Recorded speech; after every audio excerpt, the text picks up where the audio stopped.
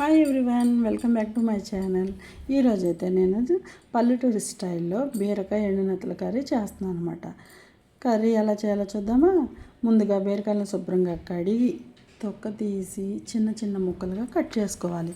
తరువాత ఎండునెత్తలను కూడా శుభ్రంగా వేడి నీళ్ళు వేసి ఒక 2 మినిట్స్ ఉంచి తోక తీసివేసి 4-5 సార్లు ఇసుకంతా పోయేటట్టు క్లీన్ చేసుకోవాలన్నమాట.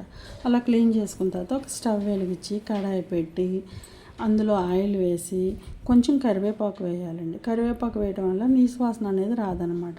తర్వాత శుభ్రంగా క్లీన్ చేసుకున్న చేప ముక్కలను కూడా వేసి వేయించాలి. అలా ఒక 5 మినిట్స్ దాకా టైం పట్టిద్దండి.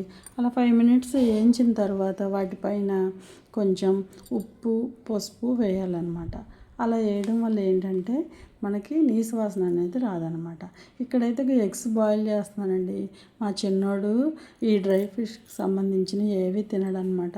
అందుకనే వాడికి 2 ఎగ్స్ బాయిల్ చేస్తున్నా.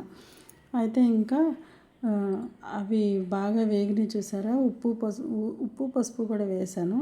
అలా ఒక 2 మినిట్స్ ఉంచిన తర్వాత వాటిని ఇలా ఎర్రగా వేగిన తర్వాత అవి వేరే గిన్నెలోకి తీయాలన్నమాట. వేరే గిన్నెలోకి తీసుకొని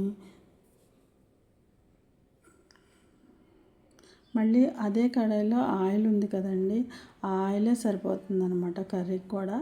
అందులో ఉల్లిపాయ, పచ్చిమిరపకాయలు వేయాలన్నమాట. ఉల్లిపాయలు గోల్డ్ కలర్లోకి వచ్చే వరకు వేయించాలి. ఒక 5 మినిట్స్ పట్టిద్దండి ఆ ఉల్లిపాయలు వేగడానికి. అలా గోల్డ్ కలర్లోకి వచ్చిన తర్వాత ఇప్పుడు బీరకాయ ముక్కలు వేయాలన్నమాట. అలా వేగాలన్నమాట. ఉల్లిపాయ ముక్కలు మాడకుండా దోరగా చక్కగా గోల్డ్ కలర్లోకి రావాలి.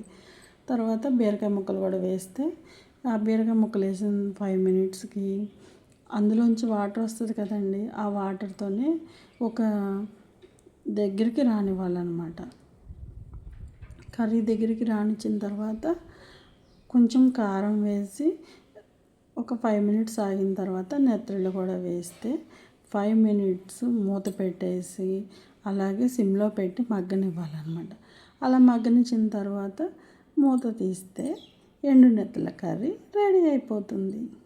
చాలా సింపుల్గా చేసుకోవచ్చండి ఈ కర్రీ అయితే.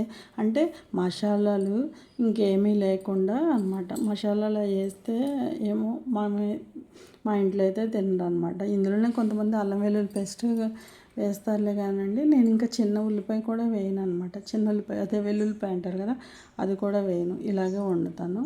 చాలా బాగుంటుందండి కర్రీ. క్విక్గా అయిపోవాలంటే ఈ కర్రీ మాత్రం చాలా ఎక్సలెంట్గా ఉంటుంది.